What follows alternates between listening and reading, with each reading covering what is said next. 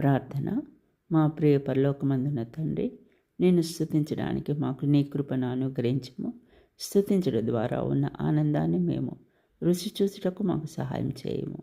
మాలో ఉన్న నిరుత్సాహాలు మరియు నిరాశల మధ్య నిన్ను నిత్యము స్తుతించే ఆత్మతో మమ్మల్ని నింపమని కోరుచున్నాము.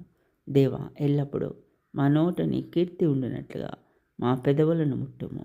మా హృదయముతోనూ నాలుకతోనూ ఎల్లప్పుడూ నీవు మా పట్ల చేసిన మేలును తలంచి నిన్ను స్తుతించినట్లు మాకు సహాయం చేయము.